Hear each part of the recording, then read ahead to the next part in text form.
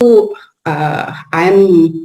talking about parent-child bond, uh, about how parenting cannot be done single-handedly or cannot be done in a one-way street. So today we are quickly going to discuss why ground rules matter, what is independence, positive parenting, art of negotiation, and communication. We will go in detail of every such topic. Before that, let me move this so I can see. Okay. So that, hi, I'm Divya. I am an author and firm believer of positive parenting. Coming from a background wherein, you know, we come from a place where our parents or previous generation believed something else. We cannot copy the Western culture just how it is because it doesn't suit us. So I was having a little hard time finding out how positive parenting works in the Indian setup for us. So that's how I went about looking as to how it took me around 2-3 years to understand how positive parenting can work in an Indian setup. So, but I don't believe in perfect parenting or the fact that, everything is going to be sailing smooth, through the whole parenting journey. I'm going to say that in advance that that's not what we believe in. So all we're trying to do is reduce the everyday stress of parenting and increase the possibility of creating lasting memories or creating these fine small moments which turns into memories in the future. So before I start talking about why ground rules matter, it's very important to know that parent-child bond is a very large topic. Maybe my whole book talks about parenting a two-way street, which has various elements to it. And we work completely, it's like one pillar after the other. And everything has to stand for it to, work. But when I'm focusing on how to set the basics in every household, maybe that's what we are going to be discussing today in depth. I would also like if anybody has any questions to post as and when it comes. I'm going to be going through quite a lot of scenarios. And if I'm just talking to myself, the scenarios are not going to be fun. So if you could also quickly let me know what your thoughts are on every scenario we're discussing, it will be really nice. So we don't go about just talking about that this is the ground rule in our house, right? We don't say that, okay, this is what happens or this is what doesn't happen. So when we set boundaries for children, some direct, so we need to actually break it down and tell children that this is what as parents we are thinking. Otherwise, trust me, they have no clue whatsoever. So we set boundaries for children, some direct, some indirect, some loud and clear, and some as subtle insinuations. Oftentimes, we assume these rules in our mind without communicating with them. So then it creates a gap in the relationship. Let it be as a teacher, let it be as a parent. When we take the first 5 minutes to gather attention of the kids and say, look, in the next 30 minutes, this is what I'm doing. This is what I expect you to do. That kind of sets in, the whole ambience for them as to, okay, maybe this is what is expected. I'm not saying 100% of them are going to follow it. But, I would really like to say that that's the beauty of this relationship with children. Children are meant to be chaotic and unpredictable. We cannot, expect them to just sit quietly, listen, and then just act upon it. Adults, we don't do that as well. So I feel it's kind of really unfair to expect that out of children. Now, for these ground rules to work, it is very important that we set them up. It's not that I am telling, okay, kids, this is the ground rule. It's not going to work. We need to be sitting together, the family. We need to sit together and create an atmosphere where the kids can speak up. Talking about kids as small as 4 years old, they are very much aware of what they want. So just saying do it because I'm asking you to do, definitely not going to work. I mean, maybe at 4 or 5 they will listen, but by the time they're 10, 11, they're going to be like, it's not happening. I don't want to be doing any such things because it doesn't make sense, or uh, for them, they want to see what happens when they break those barriers.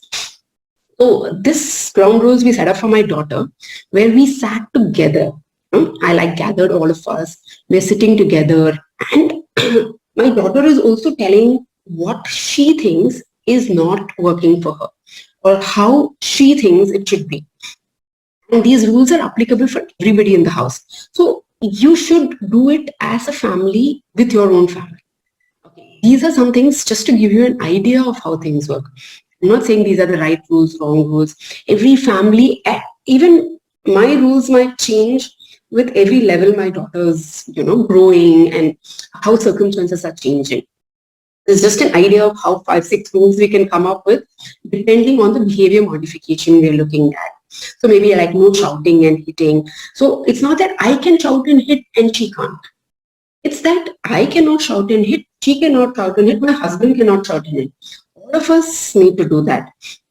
Now, if we are upset or angry, better to talk about that particular circumstances rather than just being very generic, say, oh, you've been a bad girl today. Oh, you've been a good girl today. You did.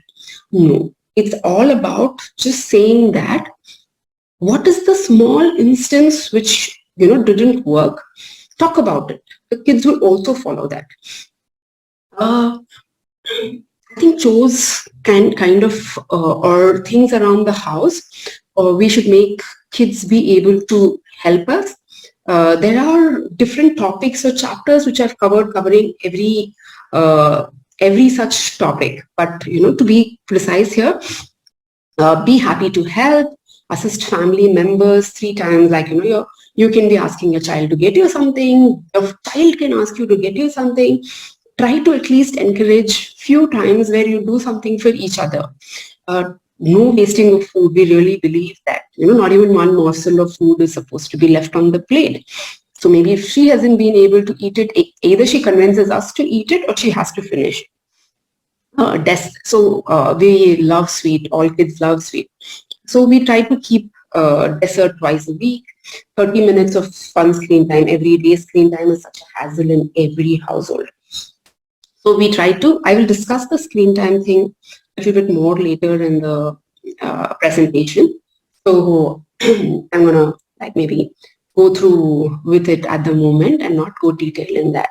So try to sit, talk about it. You will be surprised as to what your child's expectations are, what your child thinks the rules in the household should be. I will do a scenario.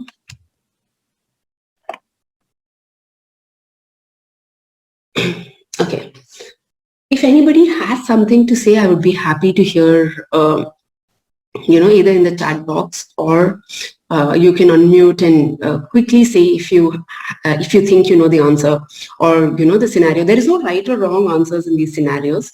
We have tons of such scenarios in the book. So imagine you're in a supermarket. And children being children, once you enter supermarket, they will be rolling on the floor, shouting, crying for something. So I think all of us have either done it as children or seen children doing it or have our children who do it on an everyday basis. So as a parent, we react or respond. React is a spontaneous, we should be doing this. Respond is, so nobody has anything to say.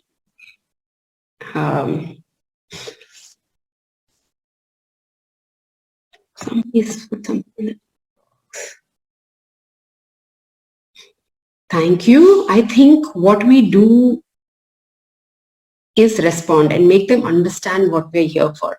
Very good. Precisely. I will answer how can bonds form during early years between be modified in later years. Okay. I will answer these questions in the end. But for now, Yes, I really like this answer of we respond and make them understand what we are here for. That's correct.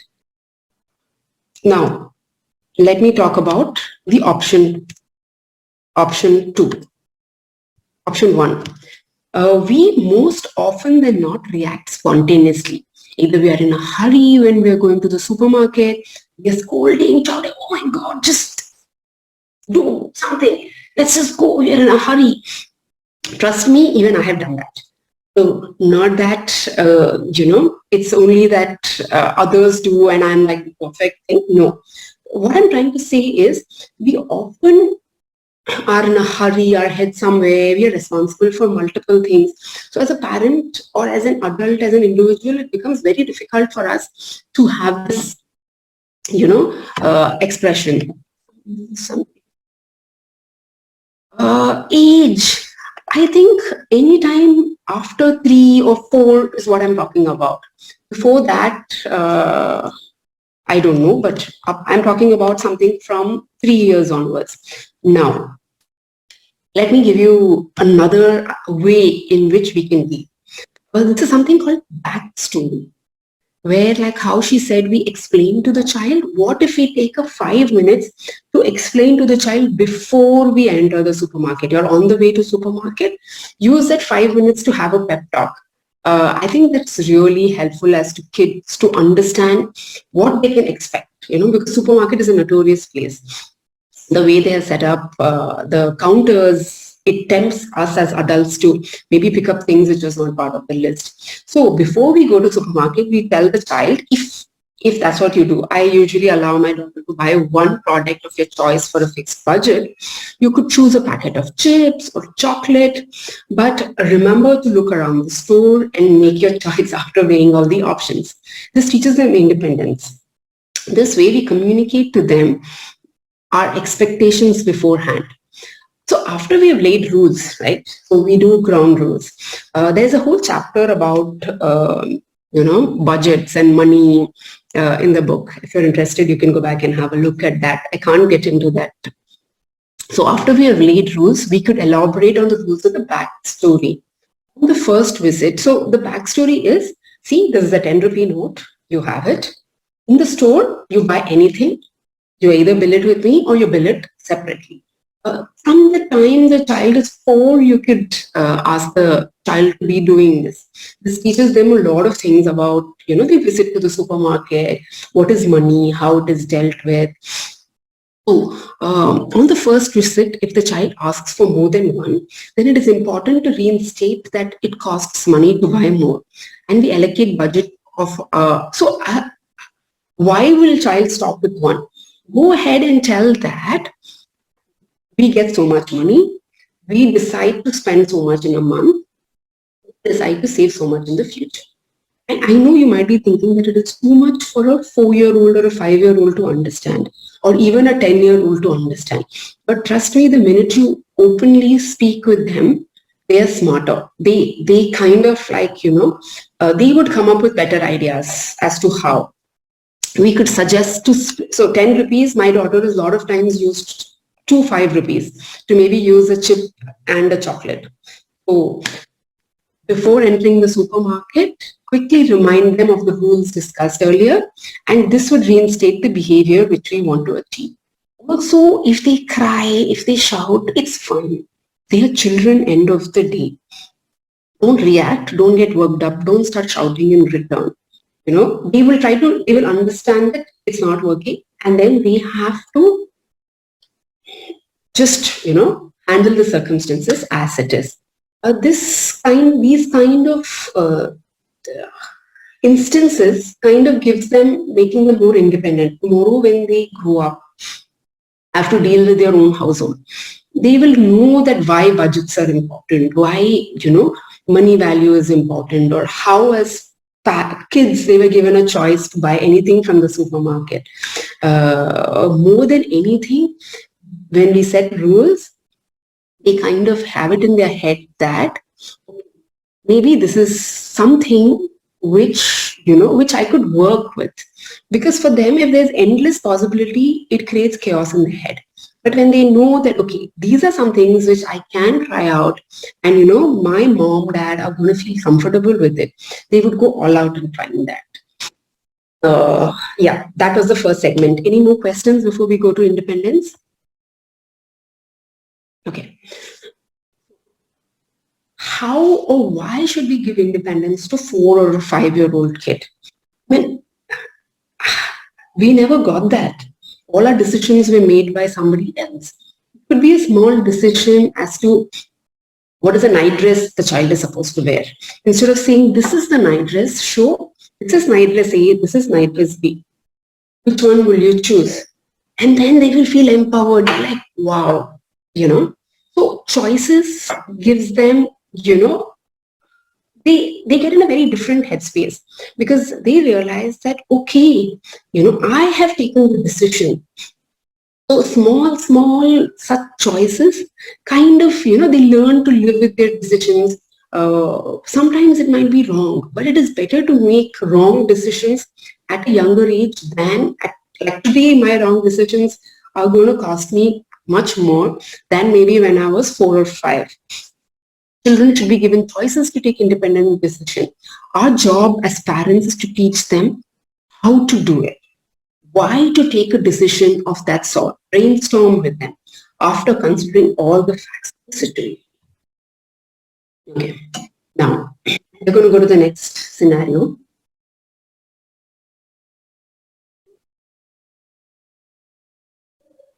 Okay, it is about water. The first time my daughter got me a glass of water to drink. And trust me, I didn't ask her for the water. I was so excited. It was half filled, but it felt amazing. Because your child, I'm talking about 4 or 5-year-old child, taking an effort to do something. But then when I went to drop the finished glass in the kitchen sink, I saw water spilled all over the floor. Now, what should my reaction be? Should it be where I say, oh my God, what a mess you have made. I didn't even ask for the water. Instead of cleaning all this, I would have taken the water by myself. So what are we trying to say here is that if she's taking an effort to be independent, because I have given her a glass of water multiple of times, and she's returned the glass of water back to me, how should I respond? I can either take it in the negative tangent and say, dude, I never asked for water. Why are you even serving it to me? Or, so I feel when I take a deep breath and just take a step back and look at it from a bigger perspective, the way I handle the situation in that moment kind of changes. So, imagine a little kid is getting you a glass of water. Then maybe I want to know more about why did she think of it? Why did she even want to? Usually kids' responses are amazing. The way they think in their head, they'll be thinking, oh my God, I love my parents. That's why I want to go give them something, do something for them. It's their way of saying thank you, love you, whatever it might be. But we always try to take it to the fact that, oh my God, I have an extra chore to do. So when we sat and discussed about this, I asked her, why did she think of it? How should we handle this spilled water? So, she said, don't worry, you said I will handle it. Or they might say, I don't know, but it's an opportunity for us to talk something about. It can sound like a lot of work as a parent. But trust me, when you take it as though it's a two-way street, where I tend to learn so much from the child on an everyday basis, it just gets less exhausting. Or I think it gets more interesting. So, I know today we might feel that, oh my God, it's like, I have multiple things to do. But sometimes just take a step back and think, why did you want to have a child in the first place? Why did you become a parent in the first place? When we start thinking from that perspective, it's kind of starts getting interesting about how we handle the whole parenting scene. And then positive parenting. I know maybe as kids, we haven't been dealt with positive parenting all the time. Children need warmth and closeness to change and heal. We can be strict and firm. I'm not saying to say yes, yes, yes, yes, yes, yes to all that kids say, right? But at the same time, I don't need to yell, shout, hit to make a point. I don't think that's how it works. I mean, imagine in your office if your boss is shouting, yelling, and trying to make a point. This is a boss who kind of gives you options and opportunities as to how to solve an issue. Which one would you choose? So, okay, we have another scenario. Your family goes to the mall. On your child's demand, you buy an expensive toy. When you get back home, the child breaks the new expensive toy. Uh, what would the reaction be? So in positive parenting, it's about being creative, but at the same time, understanding that the child doesn't want to be bad. The child sometimes does some behavior, maybe by mistake. Sometimes, when we start putting ourselves in the child's shoe or from their perspective, it becomes easier for us to understand. If we react saying that, okay, no more expensive toys for you, you have no value for expensive things. Go back, teach value in a very different way. Already the child is scared of us as parents. The child is ashamed, and it's sad that, oh my God, I convinced so much and got the toy and it broke. And next time, the child is never going to be honest with us. But what if we take that child is already sad, upset? Imagine if you have got a new expensive coat and then you drop something over it. As such, nobody needs to come and tell you, or your spouse doesn't need to come and tell you, oh my God, you spent so much of money. You're like, already I'm mentally really, vexed about it. I don't need somebody else to come and make me feel more bad about it. So that's why maybe we can see how to fix the toy together, or how to refurbish or how to do something. And this would actually explain that, and also explain that it is expensive, we spent money on the toy, and then we can avoid repeating the mistake again. So this way the child will feel more confident about accepting his mistake, acknowledging it, and the child will also understand that it may not be replaced with a new one, right? This ensures that they learn how to handle the toy better. More than anything else, they will know they can come to us anytime if they make such mistakes. I mean, one broken toy, it doesn't matter. What matters more is that open line of communication. So, to just end the topic of positive parenting, coming from India, coming from a place where, our parents tried to do it very differently, it worked. I have nothing against the way our parents brought us up, but today we have more resources, more options, more understanding of what positive parenting is. So I really, really, want to say that we don't feel good after shouting or hitting. We are in a worst guilt trip. We're ruining the relationship for which we are working for 25 years. Please take a step back, take a deep breath, and think about why we are here in parenting in the first place. We will get a bigger perspective on how positive parenting can actually create that bond with the child. It is difficult in that moment or in that impulse, but I think it would be really helpful. So we have set ground rules. We are learning how to deal with the situations. I'm learning every single day. There are instances when my daughter would come back and remind me that, okay, mom, are you stressed? So it's not that it is going to be easy, and it's not that it's happening magically like a wand overnight. We have to keep doing it in a slow and, it would take a long time for us to get there, but it would be worth it. Trust me, it would be worth it. After we set rules, shouldn't we have a place where this is the rule, where we sit and negotiate together? So the child gets an opportunity to be able to tell us that if they are okay with this kind of rules, or what do they feel and how they can negotiate. We need to give them a room for that. So like my daughter wanted an hour of screen time. We felt that maybe 20 minutes would be appropriate. So we agreed to meet, it can be anything. It could be 5 hours, which is we feel as parents 1 hour. It could be, no screen time, some houses have. So what it is, sit and discuss. Let's see what the child feels about it. So my daughter wanted an hour of screen time. Maybe we felt 20 minutes. So we maybe fixed it at 30 minutes. It's somewhere. At one point, the child would listen. Maybe after that, we have to see how we can, what are the other elements which we could add into the deal. So we agreed for her, she could listen to Alexa for stories and music. Now, if the child doesn't listen to the rules which we have set, we need to together come and see what is that we can do. That also has to be discussed together as a family. That listen, these are the rules. This is what happens when you are not following the rules, and this is what happens when you follow the rules. So typically, when we curb privileges for the child, how should we react?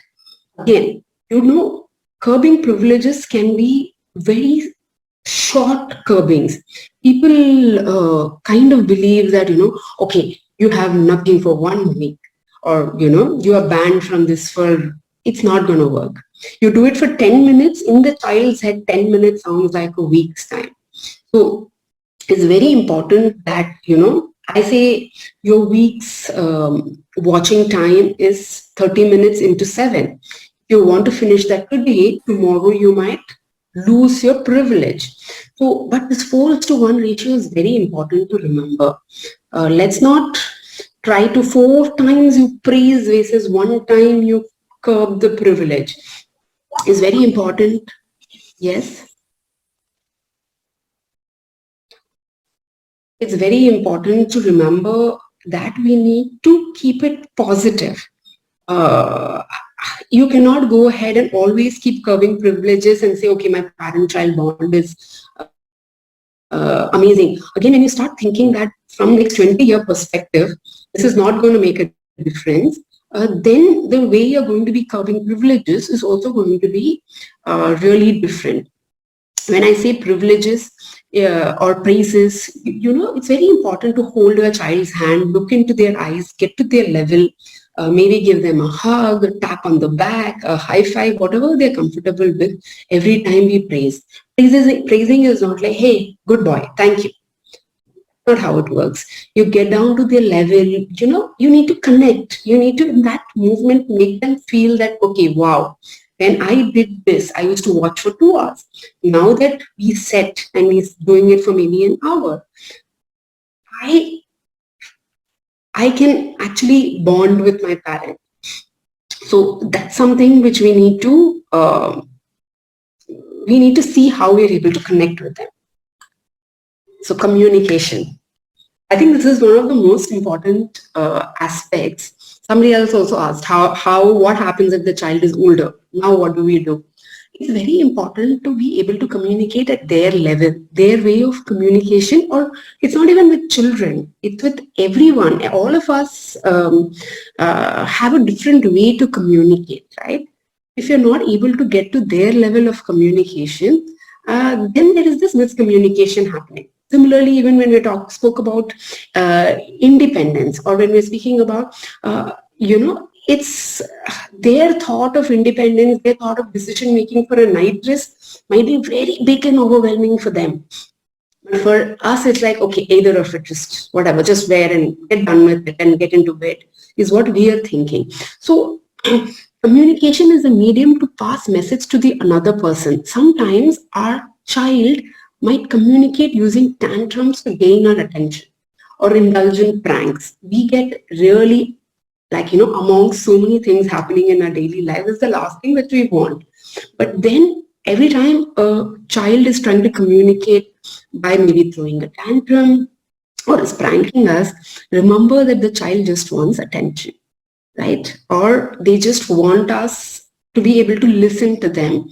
This is their way of communicating.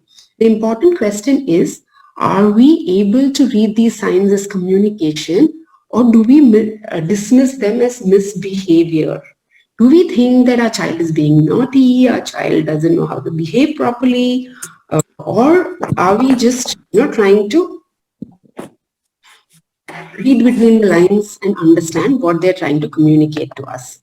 Let me share an instance. So, my daughter tried to communicate to my husband in a very different way. Let's see how.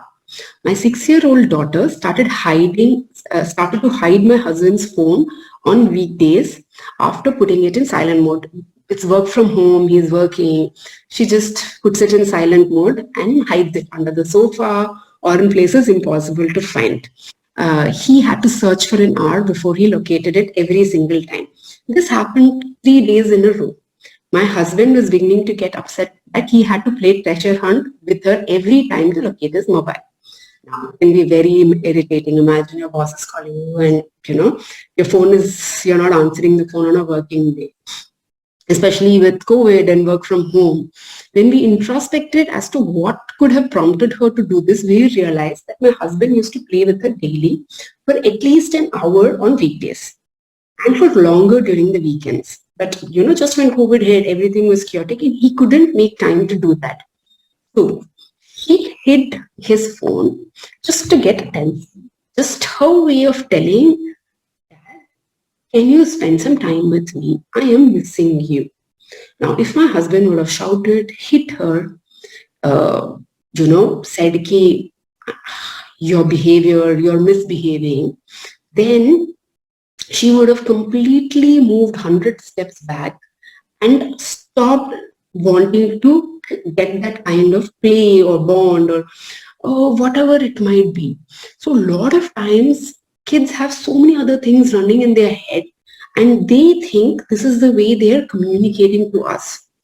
As parents, it took 2-3 days for her to open up and share this as to why she's doing. And that also not in full thing that I'm missing dad. I want him to play. That's why I'm doing this. Absolutely not. So on the 3rd or 4th day, she just burst out in tears saying that how come he's so busy? That's it. But we have to understand a little bit more and digress into the situation as to why our child is doing like that. Right. I'm not saying that every misbehavior has to be covered up. But what I'm trying to say is something which sometimes they're trying to tell us something very different. So let us maybe read into that and work together. Instead of just assuming that, okay, maybe my child is bad behaved. One more instance I can give, like, one of my niece, he would constantly open the main door, and without wearing shoes or without wearing a t-shirt, just run into the road. But we only see that part of it. Before doing that, he would come to an adult and say, would you take me to a park? Even if it is like scorching sun, 2 o'clock, or they live in the US, cold, wintry days, he would come and ask. As adults, we'll say, no, sorry, not possible. What he would do, he would say, okay, he's like 4. He was 4. Then he opened the door and just ran towards the park without a footwear or without a t-shirt. It was his way of communicating. So, it is very important to see how this communication is happening. This is a very nice way to understand how our child is communicating. Some kids, you can check out further about it. There's this whole theory where, every child communicates in a different way, or we can get through them in a very different way. Like, music influences some child. So you try to drum up music together, come up with lyrics, and try to make sure it reaches your child. Like for my daughter, stories reaches to her. Where anything narrated in the form of story with the ending we want to tell her, it kind of works. I know people for whom pictures work. How do we find that out? Maybe I don't have much time to talk about it. We have kind of like put in detail. I can read out one. So if it's a picture smart child, They are high on imagination, visualization, and creation. Mediums enjoyed by the child: drawing, designing, decorating, interpreting pictures, reading map, doodle, paint, blocks, puzzles. They enjoy daydreaming, books with bright, bold graphics and art material. So the best way to communicate with them, better than any verbal explanation, would be via stories, photos, and pictures. So try to find out which is the right way where you're actually getting through the child, rather than you just say, oh, do this, do this, do this, do this, do this, and your child is still sitting on the couch. That's because they're not able to hear you. They are there, they can hear you, but they can't like process it, listen to it actually. This I thought was a very nice way to understand how it penetrates and reaches to our child's mind. And similarly, maybe we are also not able to receive all the information that our child is giving. So this whole gap in communication kind of really sets the whole parent-child bond. I really like this quote to understand and for us to have a bigger perspective on parenting, or when we're dealing with kids as a matter of fact. When milk is splattered all over the floor and those little eyes are looking at you for your reaction, remember what really matters. It takes minutes to clean up the spilled milk.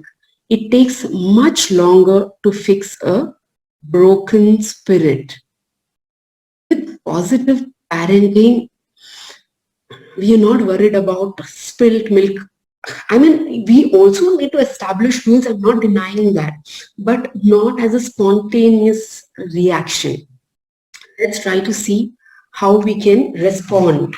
There are these multiple connection ways, where we connect with our child, which I really think makes a lot of sense, because we're all busy amidst, handling work, or even if you're working for home, we're doing so many things.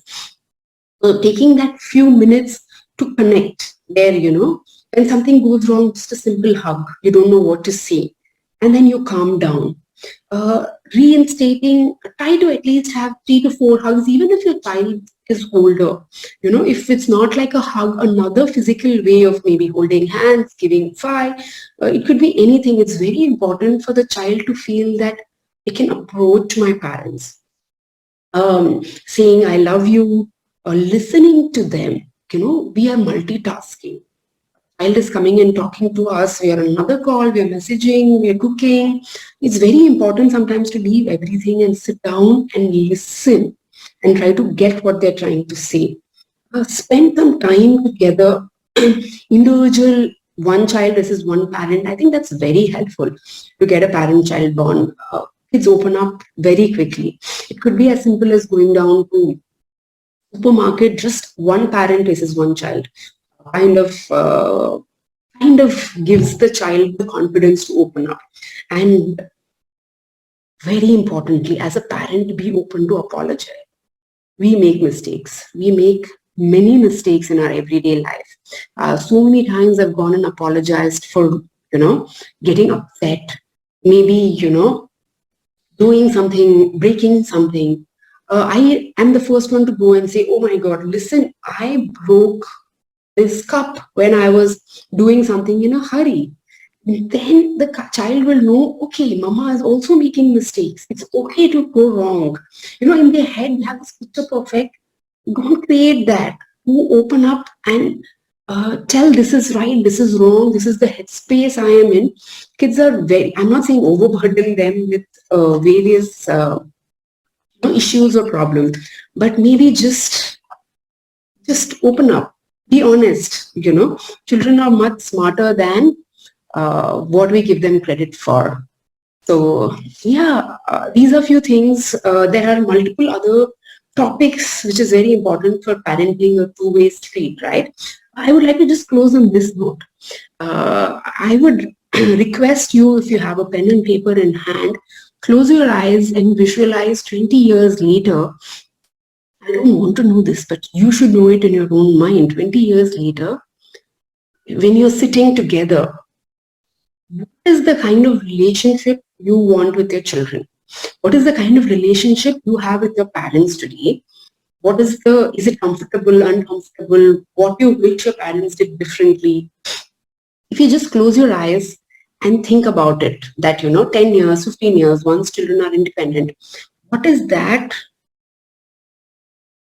your relationship would look like? What is that your festive evening would look like? Would your children still want to sit with you to share a real conversation? Would they, feel that, okay, I can go back to my parents for it? Think of that and work backwards every day to reach the place you want to be with them. Everybody's aspirations with children would be different. But just think about what you want and work backwards. And I think then there's nothing which can stop you from getting that bond. I would like to say that it is not going to be perfect. It's not going to be easy. I am not the person who saying that, I have this Bollywood family where everything is all smiles. We have a chaos. We have days when we are arguing, but it is about how we argue and how we move into the mode where we are creating cherished, beautiful memories together. Thank you for listening. And I hope, what I said, you're able to connect with.